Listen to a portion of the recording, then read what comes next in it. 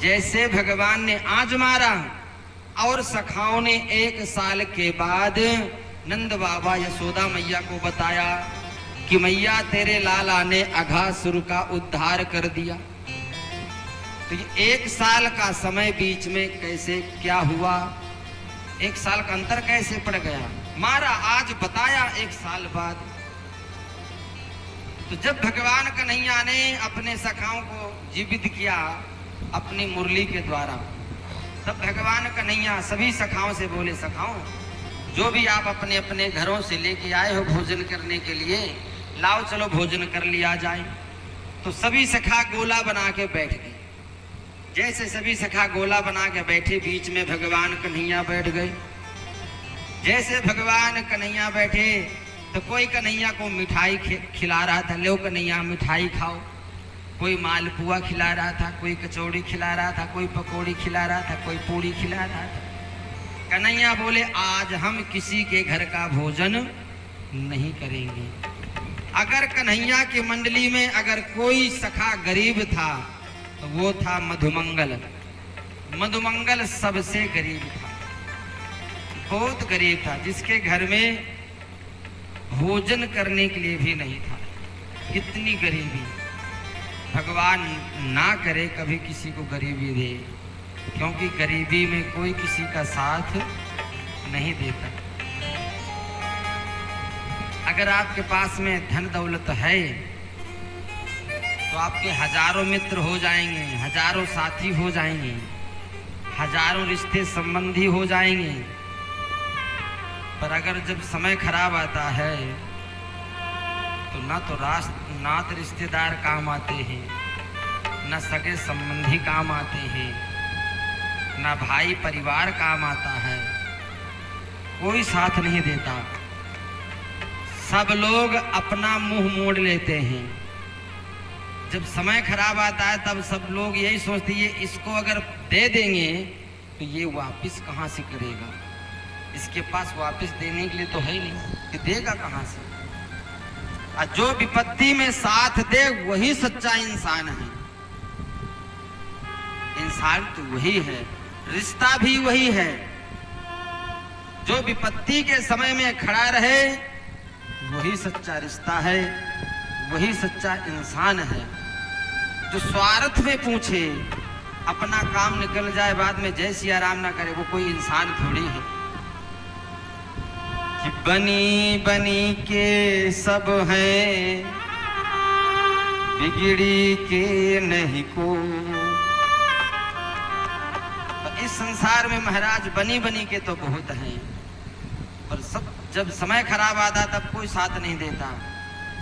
लोगों को पता चल जाए कि आपके पास पैसा रुपया है तो लोग कह देंगे हाँ बताओ क्या कमी है, बताओ कितना पैसा चाहिए, हमसे ले जाओ। उसको पता है इसके पास है, इसलिए पूछ रहा है। और अगर ये पता हो कि नहीं है, जी मारकन तो क्या का पीछा, मारकन तो है ही बोले। अगर ये कह दे कि 10 रुपए जरूरत है, मुझे बुखार है, टेबलेट लानी है, तो वो भी नहीं देगा। समय इतना खराब है, लोग बहुत स्वार्थी हो गए। गरीबी में कोई किसी का साथ नहीं देता, केवल भगवान देता है। भगवान के सिवा कोई साथ नहीं देता। अगर हम भगवान को याद करें, बुलाएं, तो भगवान हर समय हर परिस्थिति में साथ देने के लिए तैयार है। भगवान आज बोले आज हम किसी के घर का भोजन नहीं करेंगे, भोजन करेंगे तो केवल मधुमंगल के घर का ही भोजन करेंगे। मधुमंगल बेचारा सबसे पीछे पीछे बैठा था, उसके घर में कुछ भी नहीं था, ना कुछ लेके आया था। कन्हैया से बोला, कन्हैया आज रहने दे, किसी और दिन भोजन कर लिए, मेरे पास कुछ है नहीं तो मैं कहां से भोजन कराऊं। मधुमंगल ने आज सोचा, हे भगवान, अगर काश आज तू मुझे भी धन दिया होता, इतना तो दे देता जो मैं आज कन्हैया को भोजन तो करा देता, अपने मित्र को भोजन तो करा देता, इतना तो धन देता। आज तूने मुझे इस लायक भी नहीं बनाया जो मैं अपने मित्र को आज भोजन भी करा सकूं। मधुमंगल को बहुत दुख हुआ कि वारे विधाता, वारे परमात्मा, तूने इतना भी नहीं सोचा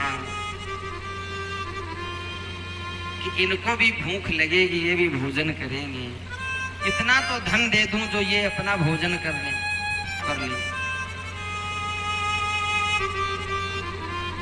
कन्हैया बोले मधुमंगल तू जा अपने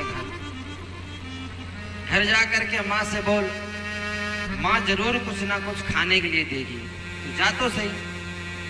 मधुमंगल ने कहा कन्हैया मुझे अपने घर का पता है, मेरे घर में कुछ है ही नहीं खाने के लिए, तो मैं क्या लेके आऊंगा? मेरी माँ क्या देगी जब घर में ही नहीं है, तो वो कहां से बिचारी देगी? कन्हैया बोले नहीं तू जा तो सही। जैसे मधुमंगल अपने घर गया, घर आज कन्हैया ने कुछ खाने के लिए मत करो कि उसके घर में कितनी गरीबी होगी।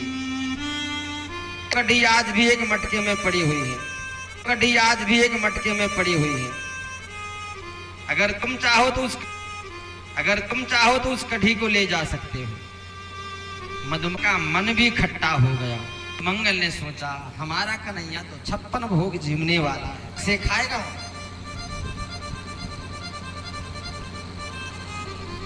पर नहीं लेके जाऊंगा तो कन्हैया जिला सबके सामने, अगर खट्टी कढ़ी दूंगा कन्हैया को तो सब लोग मेरी बेइज्जती करेंगे, खिला सकता। जैसे पास में पहुंचे, कन्हैया दिख रहे थे कि सामने कन्हैया है। पास में ही एक झाड़ी का पेड़ था और झाड़ी के पीछे खड़े होकर के मधुमंगल ने चाहे कुछ भी हो जाए, अरे जब मेरा मन खट्टा हो गया तो भगवान कन्हैया कैसे कढ़ी को पिए।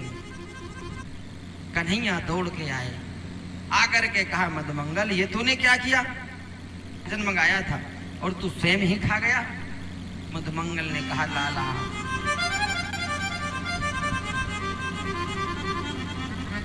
कन्हैया बोले अभी भी मेरे लिए बहुत कुछ है, अभी भी मेरे लिए बहुत कुछ पड़ा है। मधुमंगल ने कहा अगर है तो खा ले, अगर है तो खा ले। जब मधुमंगल जल्दी जल्दी उस कढ़ी को पी रहा था तो मधुमंगल के ठोडी में लग गई कढ़ी, कुछ मूंछों में लग गया। जल्दी जल्दी पी रहा था तो जल्दी जल्दी लगा। जब वो ठोडी में मूंछों में लग गई थी, होठों में, कन्हैया ने क्या किया? अपनी जीभ निकाला और जीभ निकाल करके शुरू कर दिया, गल के मुंह को चाटना शुरू किया। इतने में ऊपर से विधाता ब्रह्मा ने देखा। विधाता ब्रह्मा ने जैसे देखा कि भगवान जूठी कड़ी चाट रहा है, ब्रह्मा जी ने कहा छी छी छी छी छी, ये कैसा ब्रह्म है, कैसा परमात्मा है, एक साधारण से इंसान की जूठी कड़ी को चाट रहा है, ये परमात्मा नहीं हो सकता। अगर परमात्मा होता तो एक साधारण से इंसान की जूठी कड़ी को नहीं चाटता।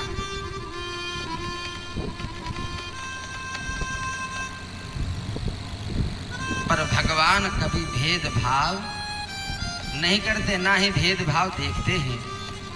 ये भेदभाव तो हम देखते हैं, हम सोचते हैं कि ऊंची जाति का है कि नीची जाति का है, ये भगवान कभी नहीं देखते। भगवान को जो सच्चे मन से भजता है वो चाहे किसी भी जाति का हो, भगवान उसका है। जैसे ही